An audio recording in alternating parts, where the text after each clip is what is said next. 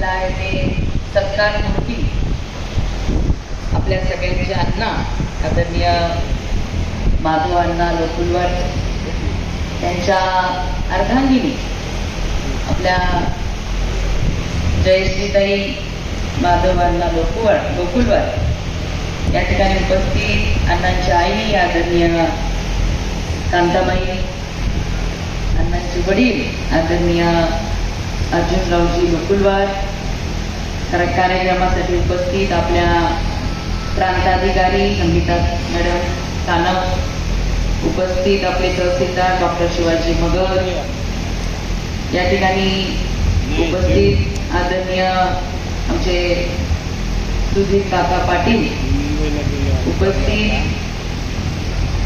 अशोक नाना काकडे, प्रभाकर अप्पा वागीकर, जिंतूरून खास आलेले आपल्या राज्य संघटक प्रदीप कोकडवार, उपस्थित सूर्यकांत कोकडवारजी, ज्यांचा ह्या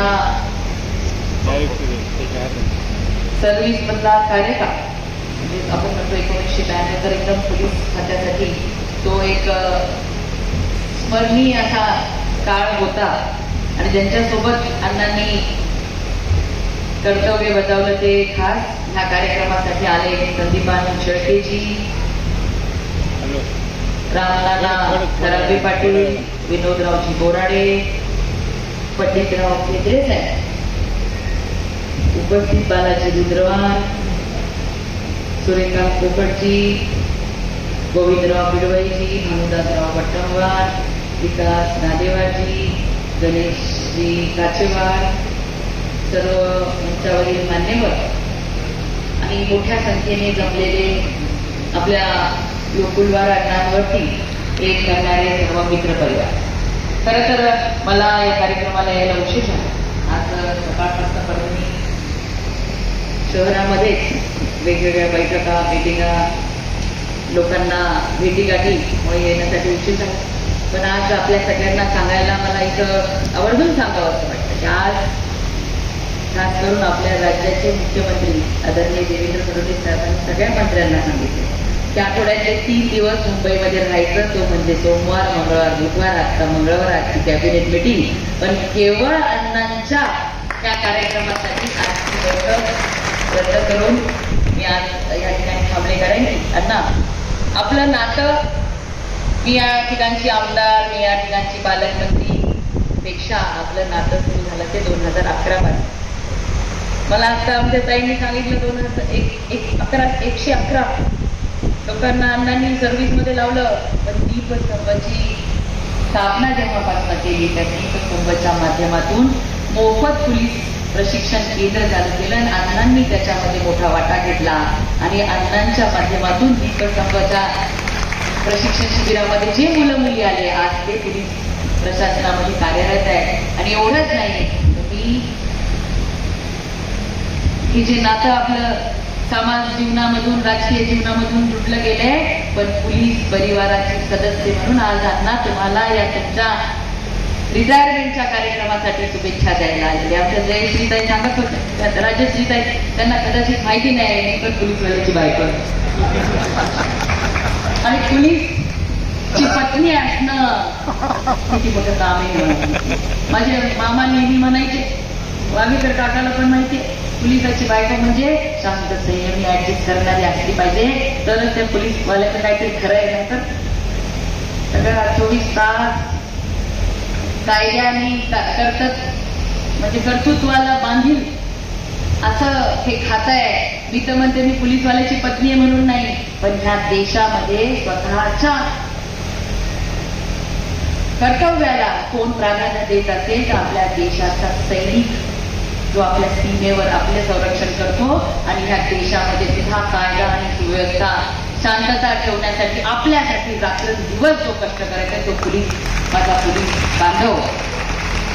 पोलीसवाल्याची पत्नी म्हणून नाही म्हणत बरं, पण एक वेगळ्या पद्धतीचं जबाबदारीचं भान त्यांच्यावरती असतं आणि प्रत्येक मिनिटाला त्यांना कुणीतरी विचारणारं वरती असतं, कुणीतरी त्यांच्यावर लक्ष ठेवणार असतं. जे कोणी पोलीस परिवाराशी संबंधित मंडळी आहेत, केंद्रे साहेब आहेत आमची, इथं शेळके साहेब आहेत, आणखी इथं पण बसलेले असतील, त्या सगळ्यांना माहिती आहे की शिस्तीत चालणारं खातं कोणतं आहे, ते फक्त वर्दीचं पोलीस खातं आहे. या देशामध्ये वर्दीमध्ये चालणाऱ्यांचं आयुष्य आणि वर्दीवाल्यांच्या परिवाराचं जवळून अनुभव मला आहे. कारण मी एका आपल्या भारत देशाचा 3 लढायांमध्ये भाग घेतलेला एका नौदल अधिकाऱ्याची सून देखील आहे. म्हणून वर्दीवाल्यांचं आयुष्य किती शिस्तीत असतं, किती म्हणजे लोकांच्यासाठी समर्पित असतं, हे मी जवळून अनुभवलेलं. आणि त्यामुळे पोलीस परिवारातील सदस्य म्हणून मी या ठिकाणी अण्णा तुम्हाला शुभेच्छा द्यायला की एवढा 38 वर्षाचा तुम्ही तुमचा हा पोलीस सेवेतील तुमचं योगदान दिल्यानंतर आज दुसरी इनिंग तुमच्या आयुष्यातली चालू करताय. आणि त्या दुसऱ्या इनिंगसाठी मी तुम्हाला शुभेच्छा द्यायला. आताच माझ्यापूर्वी अशोक नानांनी पण सांगितलं, आमच्या नाना खराबेंनी पण सांगितलं, आणि मला वाटतं पवारांनी पण सांगितलं की जनसेवा करण्याची इच्छा थोड्या काही मतांची त्यांची राहिली होती, पण अण्णांनी जे योगदान ह्या सेलू आणि परभणी जिल्ह्यासाठी दिलेले त्याची जाणीव प्रत्येकाला आहे. एक वेगळं आपुलकीचं नातं अण्णा तुम्ही जोडलेलं आहे. निश्चितच तुमची ती खंत राहिलेली, पण यापुढे आपण ती खंत ठेवणार नाही. हाही शब्द आज आपल्याला ह्या कार्यक्रमाच्या माध्यमातून देतो. आमच्या राजश्रीताई छान ऍक्टिव्ह, त्यांना मी म्हटलं तुम्ही नाही का भाषण करणार, तर मध्ये दिदी आता मी शिकते. त्यामुळे बघा आता आमच्या महिला भगिनी पण सगळ्या उत्सुक आहेत पुढे येण्यासाठी, कारण की त्यांना त्यांच्या दिदींना त्यांनी या विधानसभेचे आमदार बनवली आणि दिदींवर विश्वास ठेवून दिदीच्या नेतृत्वाने, भारतीय जनता पार्टीच्या नेतृत्वाने या राज्याची राज्यमंत्री बनवली, जिल्ह्याची पालकमंत्री बनवली. तर दिदी करू शकते तर मी का नाही करू शकत, हा या जिल्ह्यातील प्रत्येक महिलेच्या मनामध्ये एक स्वप्न आहे की मीही त्या पद्धतीने करणार. आणि ते पूर्ण करण्यासाठी निश्चितच तुमच्यासोबत मी आहे, माझ्यासोबत तुमच्यासारखी मंडळी असतील तर आपण सुंदर असं काम, जो वारसा, जी इच्छा, जे त्यांच्या कर्तृत्वातून अण्णांनी एवढ्या 38 वर्षाची सेवा, समर्पण, त्या प्रत्येक गोष्टीचा त्याग करावा लागतो पोलिसाला.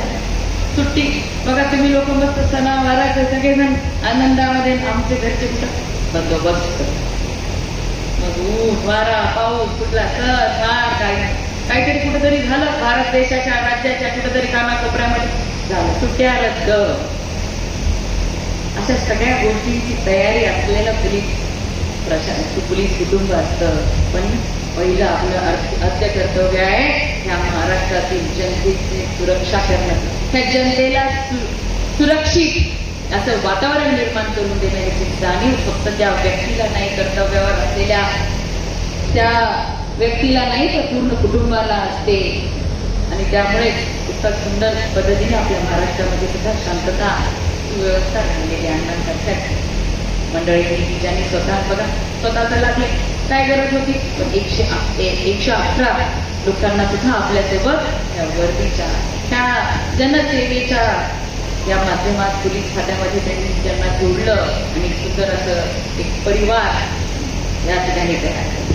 आज आर्य वैष्णव समाजाची मंडळी मोठ्या संख्येने आले, पण बघा अण्णांनी पण त्यांची सेवा करताना त्यांचा पोलीस खाकी घातल्यानंतर प्रत्येक व्यक्ती हा माझा समाज बांधव आहे ह्याच दृष्टीने सगळेजण काम करत असतात. तर त्याच दृष्टीने सुद्धा समाजामध्ये सुद्धा आपण पुढे जात असतो. बोर्डीकरांची लेख म्हणून आपण सगळ्यांनी सांगितलं, रघुनाथ गुरुजींच्या पंढरपूरला आपल्या सगळ्यांची भेट झाली होती. ते मी माझं नशीब समजते, नक्की समजते की मी विधानसभेमध्ये या जिल्ह्यामध्ये रघुनाथ गुरुजींसारखं मोठं वैभव, मोठे महंत होऊन गेले. पण त्याचा उल्लेख आज सकाळी अच्युत महाराजांच्या घरी होत, त्यांना पण अभिमान वाटला की किती मोठ्या महाराजांचं नाव जर विधानसभेत तुम्ही काढलं असेल तर तुम्ही काढलं. एवढं मोठं महान काम माधवराव महाराजांनी, आपल्या दत्तापूरकर महाराजांनी करून ठेवले.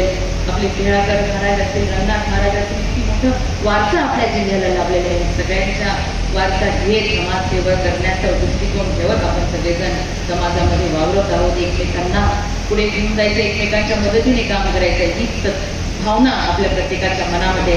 आणि माधवांना आपल्याला मी विनंती करते की आपण शिस्तीने आपलं पोलीस खात्यातलं आयुष्य कर्तव्य पार पाडलेलं आहे. तुमच्या ह्या अनुभवाचा, ह्या शिस्तीचा फायदा माझ्यासह सगळ्यांना करण्यासाठी आपणही समाजकारणामध्ये माझ्यासोबत जुटले जावे, हीच विनंती आपल्याला आजच्या दिवशी करते आणि परत एकदा आपल्याला मनापासून शुभेच्छा देते की आपल्या दुसऱ्या येण्यासाठी आपल्या जे काही स्वप्न इच्छा राहिल्या असतील त्या सगळ्या त्या दुसऱ्या युनिटमध्ये आपण पूर्ण करून घेऊया कामाच्या धकाधकीमध्ये. पण काय होतं माहिती का, मी आता बघते सगळं करताना हे आपलं कर्तव्य ठीक आहे.